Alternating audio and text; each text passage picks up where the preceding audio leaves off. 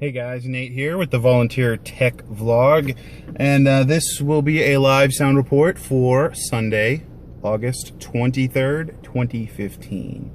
And I got some feedback from actually Lon Seidman. He's a pretty popular YouTuber, and he suggested maybe not doing the rear-facing, front-facing, but just maybe focus the video on the inside of the car and me talking instead of trying to do a split screen. So anyway, I'm trying that out a little bit more, see if it makes a big difference.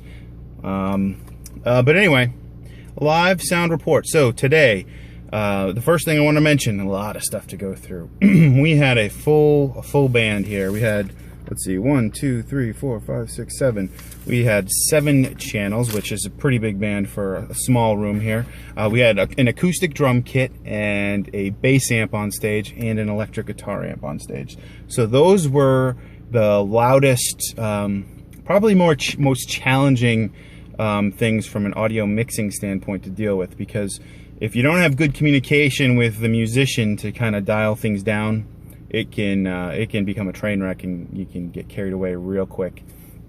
So this was the first day I think I ever remember feeling when I walked in there that I needed earplugs. And, you know, normally if I'm at a concert, I'll bring earplugs with me, but I typically don't need them mixing, because we typically shoot for the 85 dB SPL A-weighted, and you know, normally earplugs aren't really a big deal. But today, man, it was rocking when I came in there, because I was not present for rehearsal, and levels just somehow during rehearsal during the week, when it's just kind of like a jam session, somehow levels seem to creep up. Not sure how that happens. It's just a phenomenon. But had a date with my wife this week, so didn't find out about the rehearsal time until last minute, and I already had babysitter lined up and everything, so sorry, couldn't be at rehearsal. So that ended up translating into a little bit more stress to deal with on Sunday morning, because the mix was brand new to me and I had to dial everything in, even though it was pretty much the same mix from last week. Okay, so that was a challenge, just being too darn loud.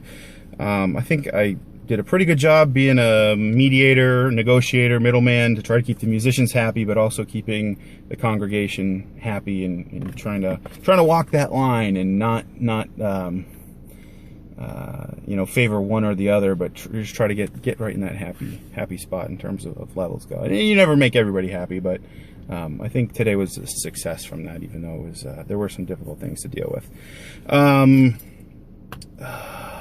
And I think largely just the last thing, I think if it was a successful Sunday, which my perception it was because I had good communication with the band, and I was able to go to them and say, "Hey guys, it doesn't sound right out in the sanctuary." You know, and I think it's the drum kit. I think it's the bass amp. I think if you guys could just turn these down, and you know, talk to Marcus, the drummer, like, could you use brushes, or you know, dial it down a little bit, and then turn the master monitor, all the monitor master levels down. And then turn the front of house up a little bit to compensate. And they were actually very accommodating to that. But after I explained, you know, what I'm trying to do and what's happening and what the situation is, and part of that was being able to say, "Hey guys, here's what I'm observing," and I'm talking to lead pastor here, or the worship pastor. "Here's what's going on. Do you want me to just leave it the way it is? I don't think it sounds great. Do you want me to you know, turn levels down on stage and then turn the main mix up, or do you want to just forget the main mix and go with, you know, all monitors this morning? It's up to you. You know, let me know." And that actually ended up working really well, because then it kind of put the ball in their court, and the musicians and the worship pastor could say, "You know what? Yeah, let's do this," and move ahead. So that was actually really good. So communication. That is a huge thing with trying to make sure you're being a good gatekeeper of volume levels, among other things that a volunteer tech has to do. Okay, the next thing was, now that I spent 4 minutes on that, the next thing was SAC remote. The remote mixing laptop lost sync yet again. I'm noticing a trend here. And I immediately went over to the master. I checked the typical list of things. You know, there's 4 ways SAC can fail. I have a previous video about that. I checked the list of things that can go wrong, and lo and behold, the master computer inside the software audio console program, there was no IP address being displayed. And I know that when that happens, there's no way you can connect via TCP IP. And what I would have needed to do was shut down the software and turn it back on again. Now, when you're in the middle of the service, that's not an option. So I lost the ability to mix remotely this morning, and was not able to fix the problem without shutting down and starting up again. And you just can't do that in the middle of the sermon. But it would have been nice to tweak levels and dial it down a little bit. But okay, so I don't know if that is a problem with the laptop. I don't know if it's a problem with the our network infrastructure kind of being in this like metamorphosis mode right now, where we're kind of in transition. Our networking stuff is partially upgraded, partially not. So I'm trying to figure out if, what the problem is there. It could be a network thing, it could be a software thing, or it could be the old laptop. I just don't know enough about that. And then that's the next thing. So yeah, so the rehearsal wasn't on the calendar until Thursday, and it was a Friday night rehearsal. So I would love to get locked down a rehearsal schedule so that as a live sound person, I can plan accordingly for that and not have to miss it. Because when I have to miss rehearsal, it makes Sunday morning go kind of bumpy. It's nice to dial things in ahead of time if possible. So definitely include that in the report. It'd be nice to get the rehearsals scheduled or some sort of fixed. Okay, rehearsals are on Wednesday nights, or they're on Thursday nights, or whatever night they are. Friday night's kind of a tough one too, especially if there's only a few people doing sound on a rotating basis. There's only so many Friday nights you get. But okay, the next thing, moving right along, speaker level going into a line input. It's like my worst nightmare. I looked over at our little hotspot monitor. We've got like a little Mackie powered speaker with 2 inputs, and it just sits on top of a microphone stand. And those things are great. It's a little hotspot monitor. I love those. It's great to have in your tool bag when you're doing live sound. And what I do is I take an in-ear monitor belt pack, and so I feed the line level out into the input of this little powered speaker. So I basically have a wireless zone of monitor that I can move around anywhere that there's power. And I think that's pretty handy. But the problem was, I came in this morning, and apparently someone, I'm not mentioning any names, someone had taken an output of a high current, high voltage, high level output from one of the floor wedges, one of the floor monitors. It's just like an 8 ohm speaker, and there's a parallel input there, so you can go directly from the amplifier through a tie line into that speaker, and it's speaker level signal. And then there's a parallel input output right there, and they took like an instrument cable and plugged it into the parallel IO and fed that into a line input of this powered speaker. And I kind of like gasped a little bit when I noticed that had happened, and I was communicating with the musicians saying, did this work? And they said, it sounded really crackly and it sounded really loud. I had to put the volume like all the way down and then just up a tiny little bit. I'm just thinking to myself, I'm like, this input's fried, like, oh my gosh. I thought the whole device would have been toast, but I didn't test that input 1, but the line input still works. So at least the device is still functioning pretty well. Those things are pretty rock solid if they are. So that was a big problem. We don't want to do that again. Make sure we match up. Just because there's a 1/4 inch jack does not mean it can go into any 1/4 inch input. You got to make sure you're constantly aware of line level, microphone level, instrument level, speaker level. You can't mix and match. This video is going pretty long, so I'm gonna pause it right here for a second. Okay, had to do a quick little pause there. Back in it again. What was the next thing? So, the last thing was, man, I haven't, I just realized, looking at the calendar, it's been 7 weeks now since I've been able to sit with Stephanie my wife, in a service, just because I've been on audio for like 2 weeks in a row, and then she'll have nursery duty the week that I'm off, and then I'll have audio again another 2 weeks in a row. And it's been kind of a busy summer, and our volunteer staff is not growing. It has not grown in quite a while.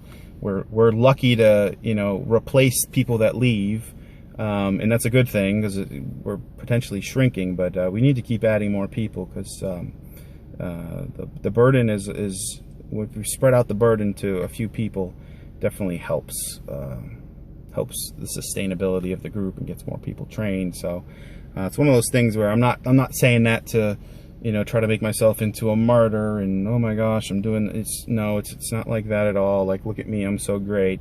The point of me bringing that up is just to be aware of that. When's the last time you actually got to sit as a volunteer? You actually got to sit and enjoy a service without having to think about, the tech behind the scenes. And if you're not thinking about that, it can catch up with you, especially if you have a stressful morning where you're thinking, geez, it's been 7 weeks since I've been able to enjoy a service. Everyone's complaining that it's too loud. This happened, and things pile up and people get burnt out and stressed out. And I think I'm at a point where I have a pretty good handle of my limits, and I'm still at a good point. I think I can take a lot of stress and curveballs and things being thrown at me and still maintain a good attitude because of where I am, just maturity-wise and spiritual walk and things like that. I think I'm able to deal with some of this stuff, but there is a breaking point, right? Someone can only take so much before just people say, geez, I got to get out of here, I need a break. So good to be aware of that stuff. So my big takeaway is when my wife is scheduled to serve in the nursery, we're going to sync that up with days I have to serve, so at least the weeks we'll both have a week off and be able to sit together in church. All right, next thing. So Pro Presenter 5, the stage display presets are not being used. So I went out a few weeks back. You can look in the archive, and I created presets. A stage display preset that is, and this is for the video stuff we're talking now, that displays clock only, a stage display that displays text only, one that displays slides only, a fourth one that is the text plus the clock, and then I think I have a fifth one that is the slide plus the clock. So I've got all the different options of presets for for Pro Presenter 5 for the different stage display configuration or needs that may pop up. And what I'm coming to find is people aren't using those displays. So I need to communicate better to the video operators saying, hey guys, these presets have already been figured out. You just need to select one or the other. But what's happening is people might be on the text preset and they'll say, oh geez, I want to be able to show the slide. So they'll go into the preset that's labeled text only, and they'll alter that preset so that it's the slide or something like that. So then now none of the presets make sense. So I either need to figure out some way to lock that down so the presets are fixed and they can add a new preset, but they can't, or I think it's just, there's only 3 or 4 people that actually do this type of thing, this level of detail in Pro Presenter 5. So I think, again, it comes down to good communication. I'm just trying to be transparent here and get everything in this vlog notated here so we can go back and learn from our mistakes so we're not repeating the crazy cycle over and over again. So not a big deal. If you change the preset, I'm not mad at you. Just moving forward, let's get all on the same page. Let's work together as a team here. And if there's another way to approach it, let me know. Let's figure something out. Next thing is, so mix up with the prelude postlude CD. So I got a little email given the flow of the service and how things are going to go down, and they said that there was going to be a prelude postlude CD provided, and then last minute there wasn't one provided, and I didn't bring one. So this is really a lesson to myself. I've got my favorite Christian music right here in a little sleeve. I need to bring this in and just have it ready to go. Got Carrie Joby, got Desperation, Hillsongs United, Owl City, Illuminate, David Crowder. Of course, you got your old school Worship Together. Oh man, it's going back to like early 2000s, late 90s. Some more Desperation stuff. New Life Worship. Young and Free. Gotta rock the Young and Free. Gotta get some Kirk Franklin in this mix here. That'll definitely get people moving. So anyway, lesson to myself: always be prepared. If you're the sound guy, I need to have an MP3 hookup ready to go, a playlist ready to go on my phone, or just a CD ready to go. Because what happened this morning was I just grabbed a CD. I saw a Third Day CD. I popped it in, and I was on track number 3. And apparently, track number 3 was like a pretty like heavy rock riff, like right when it starts. So like we had this like, you know, prayer, this like quiet prayer, and it's just this like a certain mood in the room when the sermon is ending, and then the pastor finishes the prayer, amen, you may be dismissed. And it's like, you know, and it was just kind of a little bit too heavy for, you know, maybe what we would have liked there. Kind of interrupted the mood a little bit. I felt pretty embarrassed. I was like, sorry, I didn't know. I thought I was going to have a prelude, but I didn't have one. So, note to myself to always be prepared. And, let's see. Oh, the default mix file.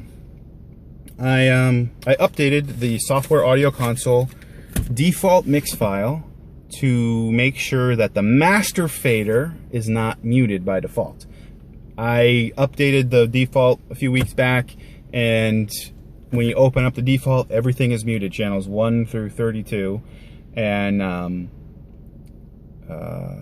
also the master. There's a mute on the master channel fader, or that's not a channel fader, the master fader, and that was also muted. And apparently that caused some mix-up because people weren't expecting that to be muted. So when audio didn't come through, they didn't think, oh, maybe the master's muted, because it had never been muted in the past by default. So, you know, that's one of those silly little gotchas. And anyway, I put it back, updated the file.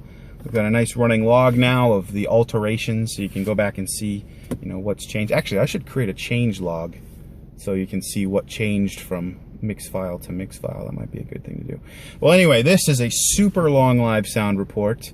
Mainly I'm making this for the me in the future, so I can go back and say, oh yeah, what were we doing back then?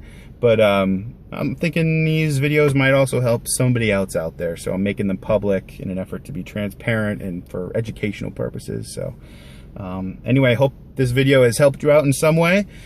Always feel free to let me know your thoughts in the comments below this video, or on Twitter. I'm at LiveSound101, or you can also find me at BigNate84HowTo. So I will see you in the next video.